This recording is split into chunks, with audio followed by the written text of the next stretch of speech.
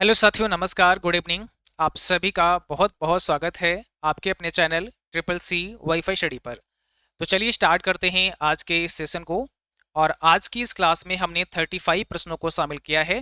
ये सभी प्रश्न आपके होने वाले ट्रिपल सी एग्जाम के लिए बहुत ही इंपॉर्टेंट हैं, सो पूरा क्लास करना है। और ये क्लास आपको डेली 8:30 पर लाइव मिलती है, ठीक है। आज का ये क्लास नंबर 21 है। इससे पहले हमने 20 क्लास करवा दी हैं। अगर आपने नहीं देखे हैं उन्हें भी आपको देख लेना है। और जिनको भी अक्टूबर बैच लेना है, अभी रिकॉर्डेड बैच आपको मिल जाएगा। CCCL25 कूपन लगा लीजिएगा तो ये बैच आपको 299 में ही मिल जाएगा। और इसमें 2 ई बुक आपको मिल जाएंगे, टेस्ट सीरीज आपको मिल जाएंगे, थ्योरी क्लास, लाइव क्लास भी इसमें सारे दिए गए हैं। सारे रिकॉर्डेड फॉर्म में अब आपको मिलेंगे। दिसंबर बैच जो अभी हमने नया लॉन्च किया है 299 में, ये है अभी ऑफर चल रहा है। और 6:30 PM पर इसकी लाइव क्लास चलेगी। 10 अक्टूबर से ये बैच स्टार्ट हो रहा है। बाकी नवंबर का बैच आपका लाइव है और इसका क्लास शाम को 5 बजे होता है। और यहाँ पर आप CCCN कूपन लगाएंगे तो 299 में ये बैच भी आपको मिल जाएगा। इसके लिए आप triple C WiFi study mobile app को प्ले स्टोर से डाउनलोड कर लीजिएगा और वहाँ से फिर आप एनरोल कर सकते हैं, ठीक है। ऑफर लिमिटेड टाइम के लिए रहेगा, उसके बाद 399 में बैच हो जाएगा। पहला सवाल है, किस ट्रांसमिशन मोड में प्रत्येक संचार कर सकता है लेकिन दोनों एक समय में नहीं कर सकते हैं। तो संचार तो प्रत्येक कर सकता है बट दोनों एक समय में नहीं कर सकते हैं। इसको बोलते हैं हाफ डुप्लेक्स। हाफ डुप्लेक्स में क्या होता है, संचार तो दोनों तरफ से होगा लेकिन रियल टाइम में नहीं हो सकता है, ठीक है। रियल टाइम में किस में होता है, फुल डुप्लेक्स में होता है। इसमें क्या होगा, रियल टाइम में दोनों तरफ से संचार हो सकता है, लेकिन हाफ डुप्लेक्स में संचार दोनों तरफ से होगा बट रियल टाइम में नहीं होगा। डैश एक पूर्ण डुप्लेक्स का उदाहरण है, यानी एक फुल डुप्लेक्स का एग्जाम्पल है। तो आपको ये बताना है कि इसमें फुल डुप्लेक्स का एग्जाम्पल कौन सा है। हम अगर फुल डुप्लेक्स एग्जाम्पल की बात करें, जैसे कीबोर्ड, टेलीफोन, वॉकी टॉकी दिया हुआ है, तो भाई यहाँ टेलीफोन आपका फुल डुप्लेक्स में आ जाता है, क्योंकि टेलीफोन से आप रियल टाइम में दोनों तरफ से बात कर सकते हैं। यहाँ वॉकी टॉकी किसका एग्जाम्पल है, ये याद रखना है, हाफ डुप्लेक्स का एग्जाम्पल है। किसका एग्जाम्पल है, हाफ डुप्लेक्स। माउस और कीबोर्ड किस प्रकार का है, तो माउस और कीबोर्ड आपका सिंप्लेक्स का एग्जाम्पल है। अगला सवाल है, एक कंप्यूटर नेटवर्क डैश साझा करने की अनुमति देता है। एक कंप्यूटर नेटवर्क डैश साझा करने की अनुमति देता है, ठीक है। तो एक कंप्यूटर नेटवर्क क्या साझा करने की अनुमति देता है, इसका राइट आंसर क्या हो जाएगा, रिसोर्सेस और इंफॉर्मेशन में से सही जवाब है option C, A and B, यानी कि यहाँ दोनों हो जाएगा। भाई एक कंप्यूटर नेटवर्क जो है वो रिसोर्सेस इंफॉर्मेशन को साझा करता है। सबसे पहला ईमेल किस नेटवर्क का इस्तेमाल करके भेजा गया था। फर्स्ट ईमेल जो है वो किस नेटवर्क का इस्तेमाल करके भेजा गया था। जवाब करिएगा फटाफट से, क्या हो जाएगा, कौन सा आंसर होगा।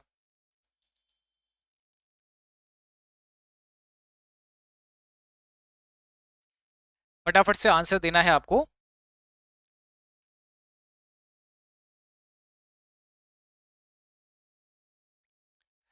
तो यहाँ पर देखिए, जो आपका पहला ईमेल भेजा गया था वो अर्पानेट के थ्रू भेजा गया था, यानी उस समय जो नेटवर्क था वो कौन सा था, अर्पानेट था।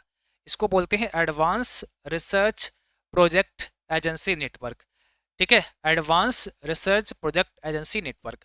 और जो फर्स्ट ईमेल था वो रे टॉमलिंसन ने भेजा था 1971 में, ये भी याद रखना है, 1971 में किसने भेजा था, रे टॉमलिंसन ने। तो इन्हीं को ईमेल का जनक बोला जाता है, रे टॉमलिंसन को। अब इन्होंने सबसे पहले ईमेल में क्या लिखा था, क्या भेजा था, तो ध्यान रखना है, इन्होंने जो है सबसे पहले ईमेल के अंदर जो कीबोर्ड का अपर लाइन होती है उसके सारे लेटर टाइप करे थे। जैसे सबसे पहले इन्होंने जब मेल भेजा तो क्या टाइप किया था, इन्होंने क्यू टाइप किया था, फिर डब्लू टाइप किया था, उसके बाद इन्होंने ई टाइप किया था, है ना। ऊपर की पूरी लाइन है ERTY, है ना, ठीक है, ERTY और UIOP, ये इन्होंने क्या किया था, टाइप किया था। तो फर्स्ट ईमेल में इस प्रकार से इन्होंने भेजा था। सबसे पहले इन्होंने क्या भेजा था, क्यू भेजा था, फिर WERT, यहाँ क्यू है, QWERTY ठीक है। ये कीबोर्ड में आपके दे रखा है, ऊपर की लाइन में ये जो है आपकी की होती है, तो अर्पानेट यहाँ हो जाएगा। एटीएम का अर्थ क्या होता है, एटीएम का फुल फॉर्म क्या होता है, इसका जवाब दीजिएगा। एटीएम का मतलब होता है ऑटोमेटेड टेलर मशीन। क्या होता है, ऑटोमेटेड टेलर मशीन होता है, ऑप्शन नंबर बी हो जाएगा। एटीएम ऑटोमेटेड टेलर मशीन, इसको बोलते हैं आईओटी। एटीएम को क्या बोलते हैं, आईओटी। इसको क्या बोलते हैं, इंटरनेट ऑफ थिंग, ये भी बोलते हैं, इंटरनेट ऑफ थिंग एक डिवाइस है, तो इसको ये IoT डिवाइस में कंसिडर करते हैं इसको। अगला सवाल है, इन विकल्पों में सबसे सुरक्षित नेटवर्क कौन सा है? एक सुरक्षित नेटवर्क अगर हम देखें यहाँ पर तो कौन सा हो जाएगा? तो भाई सिंपल सी बात है, यहाँ पर VPN हो जाएगा। VPN को क्या बोलेंगे? एक सिक्योर नेटवर्क बोलेंगे। इसको बोलते हैं वर्चुअल, क्या बोलते हैं? वर्चुअल, फिर प्राइवेट और नेटवर्क, इसको बोलते हैं वर्चुअल प्राइवेट नेटवर्क। आगे बढ़ो। सबसे आजकल सबसे लोकप्रिय कंप्यूटर ऑपरेटिंग सिस्टम उपयोग में है। आजकल सबसे लोकप्रिय ऑपरेटिंग सिस्टम उपयोग में है, कौन सा है? आजकल सबसे लोकप्रिय कंप्यूटर ऑपरेटिंग सिस्टम जो उपयोग में है वो है माइक्रोसॉफ्ट विंडोज।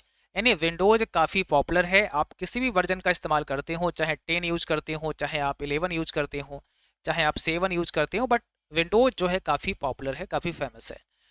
आपको ईमेल के लिए पीजीपी आपको अनुमति देता है। आपको ईमेल के लिए पीजीपी किस प्रकार की अनुमति देता है, या पीजीपी का काम क्या होता है, क्या रोल है इसका?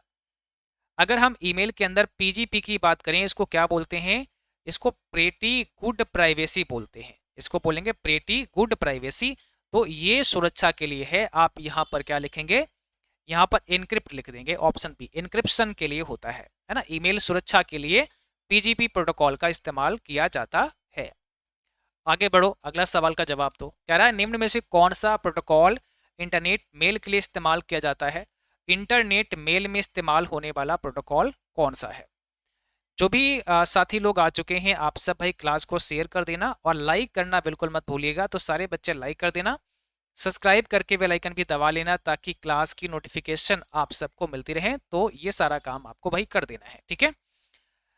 हम देखते हैं यहाँ पर कि जो इंटरनेट मेल के लिए इस्तेमाल होने वाला प्रोटोकॉल होता है वो SMTP होता है।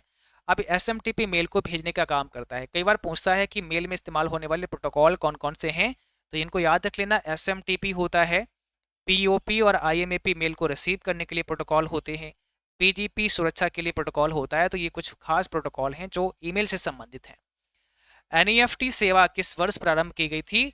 National electronic funds transfer. तो इसको जो है कब प्रारंभ किया गया था? National electronic funds transfer NEFT को प्रारंभ किया गया था 2005 में। और इसमें आप 1 रुपये से लेकर कितना भी भेज सकते हैं, कोई लिमिट नहीं है। बट अलग अलग बैंकों ने इसके लिमिट को भी सेट कर दिया है। एज ए RBI इन्होंने लिमिट को यहाँ सेट नहीं किया है, लेकिन किसी किसी बैंक ने कर दिया कि भाई 10 लाख से ज़्यादा आप नहीं भेज पाओगे, ठीक है। बाकी जो RTGS होता है, इसकी शुरुआत हुई है 2004 में, और इसमें आप कम से कम 2 लाख रुपए भेजना पड़ेगा। मिनिमम 2 लाख से आप भेज सकते हैं और कम से कम 2 लाख भेज सकते हैं। तो इसकी मिनिमम लिमिट कितनी है? 2 लाख रुपए की है। यहाँ सवाल नंबर 10 का ऑप्शन पहला करेक्ट है। निम्नलिखित में से कौन सी डिवाइस बतौर इनपुट आउटपुट दोनों डिवाइस के रूप में कार्य नहीं करती है? कौन सी ऐसी डिवाइस है जो इनपुट और आउटपुट दोनों के रूप में कार्य करती है? ऐसा होगा, दोनों के रूप में क्या है? कार्य करती है। नॉट कैसे आ गया यहाँ पे? ठीक, नॉट नहीं यहाँ पे। तो ऐसी डिवाइस बताना है जो इनपुट भी है और आउटपुट भी है, वो है आपका मॉडम। मॉडम क्या होगा? मॉडम जो है आपका इनपुट भी है और आउटपुट भी है। ये डिजिटल सिग्नल को एनालॉग में बदलता है एंड एनालॉग को डिजिटल में कन्वर्ट करता है। अगला सवाल क्या है? NEGP। NEGP जो है वो कब लॉन्च किया गया था? NEGP की शुरुआत कब हुई थी? इसका जवाब आप सबको कमेंट बॉक्स में लिखना है। बताइए इसका सही जवाब क्या है? NEGP की शुरुआत कब हुई थी? इसका सही जवाब क्या हो जाएगा? तो NEGP की शुरुआत हुई थी 18 मई 2006 को। कब हुई थी? 18 मई 2006 को NEGP की शुरुआत हुई थी। ऑप्शन हमारा कौन सा करेक्ट है? बी। अब NEGP की जब शुरुआत हुई थी तो इसमें कई सारी सर्विसेज को एक साथ जो है वो शुरू किया गया था। The national level e governance programme called national e governance plan. यानी NEGP का मतलब होता है या फुल फॉर्म होता है नेशनल ई गवर्नेंस प्लान। तो ये राष्ट्रीय ई गवर्नेंस प्लान बनाया गया, ठीक है। बाद initiated in 2006 there were 31 mission mode project under national e governance plan. तो इस मिशन में 31 जो थे वो प्लान बनाए गए थे, ठीक है। That started under the national e governance plan NEGP include Aadhaar. इसमें क्या क्या शामिल था? जैसे Aadhaar, UPI, DigiLocker, GEM, UMANG and various e codes, e panchayat and land records computerisation project वगैरह वगैरह इसमें शामिल थे। तो इसको याद रखना है, 2006 में इसको जो है प्रारंभ किया गया था। नेशनल ई गवर्नेंस प्लान, ये फुल फॉर्म भी याद रखना है। अगला सवाल 13 में कह रहा है ईमेल भेजना है, उसका ईमेल निम्नलिखित में से किस में लिखा जाएगा? हमें जिसको ईमेल भेजना है, हम जिसको ईमेल भेजना चाह रहे हैं उसका ईमेल हम कहाँ पर लिखेंगे, ये सवाल आपसे है। तो हम जिसको ईमेल भेजना चाह रहे हैं उसका ईमेल एड्रेस हमको कहाँ पर लिखना पड़ेगा? जवाब दीजिएगा भाई। देखो, हम जिसको मेल भेजना चाह रहे हैं उसका ईमेल पता हमें 2 वाले सेक्शन में लिखना पड़ेगा। 2 सेक्शन में लिखेंगे तो वही मेल आपका सेंड हो जाएगा। ठीक है, तो यहाँ पर आपका ऑप्शन पहला आ जाएगा 2। आगे देखो, पूछ रहा है निम्न में से किस फॉर्मेट में कंप्यूटर में डेटा स्टोर होता है? कंप्यूटर में जो डेटा स्टोर होता है वो कौन से फॉर्मेट के अंदर होता है? कंप्यूटर में जो डेटा स्टोर होता है वो कौन से फॉर्मेट में होता है? तो इसका जवाब क्या है भाई? कंप्यूटर में जो डेटा होता है वो बाइनरी के फॉर्म में होता है, 0 और 1 के फॉर्म में होता है। ठीक है, इसको मशीन लैंग्वेज कहते हैं, मशीन कोड कह सकते हैं। और इस मशीन को जब मशीन लैंग्वेज में कोई कोडिंग करते हैं उसको बोलते हैं बाइनरी डिजिट। तो जो डेटा होता है वो किस फॉर्म में होता है? बाइनरी फॉर्म में आप कह सकते हैं। ई अस्पतालों या डिजिटल स्वास्थ्य को बढ़ावा दिया गया है, किसके माध्यम से ई अस्पतालों को बढ़ावा दिया गया है? ई हॉस्पिटल को बढ़ावा दिया गया है, किसके माध्यम से? इसका जवाब दीजिएगा भाई, क्या होगा इसमें? ठीक है, इसका जवाब क्या होगा? जल्दी से आपको आंसर में कमेंट बॉक्स में लिखना है। सही जवाब क्या हो जाएगा बताइए फटाफट से। देखो, यहाँ स्वास्थ्य एवं परिवार कल्याण मंत्रालय हो जाएगा आपका राइट आंसर। जो भी बच्चे अभी भी क्लास में जुड़े हैं, आप सबको डेली क्लास देखना है। 8:30 पर हमारी क्लास चलती है शाम को, एक क्लास सुबह 8 बजे चलती है मॉर्निंग में, और एक हमने 1 PM पर स्टार्ट करी है। तो ये 3 क्लास आपके लिए हो गई हैं जिनको आपको फॉलो करना है। हेक्साडेसिमल नंबर प्रणाली का आधार कितना होता है भाई? हेक्साडेसिमल का आधार 16 होता है। बेस कितना होता है? 16 होता है। आउटलुक एक्सप्रेस क्या है? What is outlook express? Browser है, सर्च इंजन है, एडिटर है या ईमेल क्लाइंट है?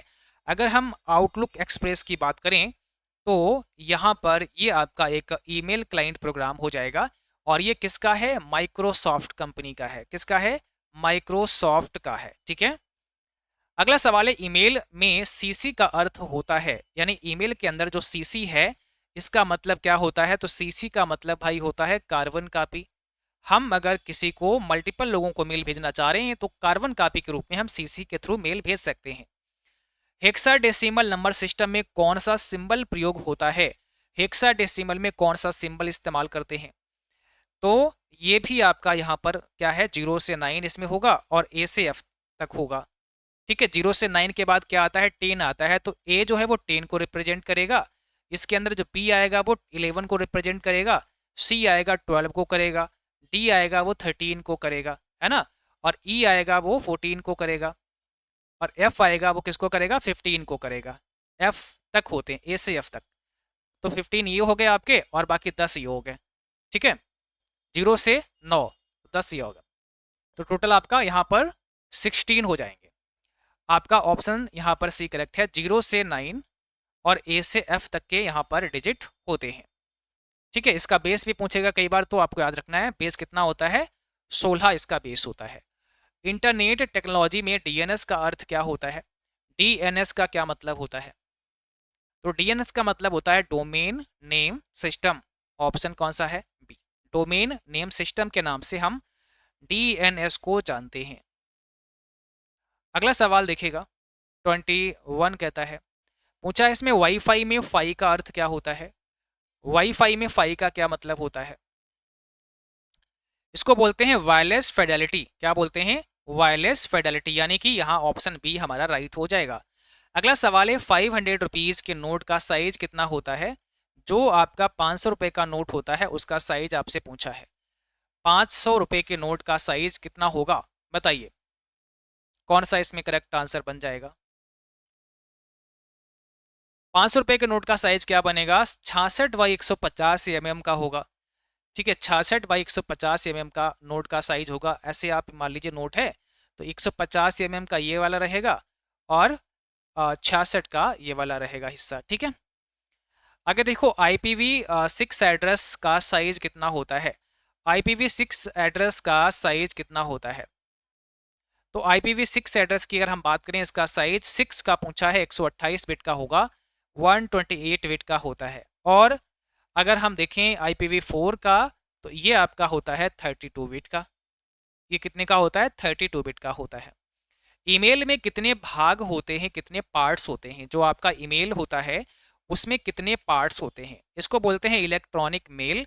और आपको पता है इलेक्ट्रॉनिक मेल दो भागों में बना होता है, एक भाग इसका यूजर नेम होता है और एक भाग इसका डोमेन नेम होता है, जिसको हम लोग होस्ट नेम भी कहते हैं। डोमेन नेम को क्या कहते हैं, होस्ट नेम भी कहते हैं। तो यहाँ पर इसके दो भाग होते हैं, पहला और दूसरा। बीच में एक @ का सिंबल होता है जो दोनों को सेपरेट करता है, अलग करता है। OTP का पूरा नाम क्या होता है, OTP किसे कहते हैं। देखो आप जब भी कभी लॉगिन करते हैं किसी जगह पर, तो आपने देखा होगा कि एक OTP भी आपको प्राप्त होता है। इस OTP को कहते हैं वन टाइम पासवर्ड। क्या बोलते हैं इसको, वन टाइम पासवर्ड इसको बोलते हैं। अगला सवाल है ATM में पिन कितने डिजिट का होता है। आपको ये बताना है कि जो ATM होता है उसमें पिन कितने डिजिट का होता है। अगर हम ATM के पिन की बात करें, पहले तो ATM का मतलब क्या होता है, ऑटोमेटेड टेलर मशीन होता है, शुरुआत में ही आपको बताए। और इसका पिन जो है वो 4 डिजिट का होता है। पिन कितना होता है, 4 अंक का इसका पिन होता है। ATM का जो पिन है वो 4 डिजिट का होता है। अगला सवाल है लिब्रो ऑफिस में नेविगेटर को ऑन ऑफ करने की शॉर्टकट कुंजी क्या होती है।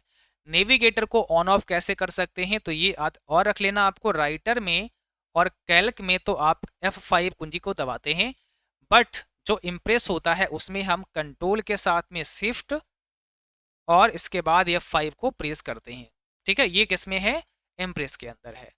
फिर कह रहा है स्विफ्ट कोड को कहाँ पर इस्तेमाल करते हैं। स्विफ्ट कोड की आवश्यकता हमें कहाँ पर होती है, इसका इस्तेमाल हम, इसका यूज हम कहाँ पर करते हैं। तो स्विफ्ट कोड का इस्तेमाल हम करते हैं पैसा अगर हमें दूसरी कंट्री में भेजना है, to send money to an account in the home country. To sending money abroad होगा, है ना, ऑप्शन सी। अगर हम पैसा किसी दूसरी कंट्री में भेज रहे हैं तो स्विफ्ट कोड की आवश्यकता होती है ना। या फिर हम दूसरी कंट्री से पैसा मंगा रहे हैं अपने कंट्री में, अपने किसी अकाउंट में, तो भी स्विफ्ट कोड की आवश्यकता होती है। तो इसका जवाब क्या हो जाएगा, इसका जवाब हो जाएगा ऑप्शन नंबर सी। अगला सवाल देखो, कह रहा है निम्नलिखित में से कौन सा विषम है, निम्न में से कौन सा विषम है, इसका जवाब आपको देना है। Which of the following is a odd. तो विषम कौन सा है, इसका जवाब क्या होगा, जल्दी से कमेंट बॉक्स में आंसर करो।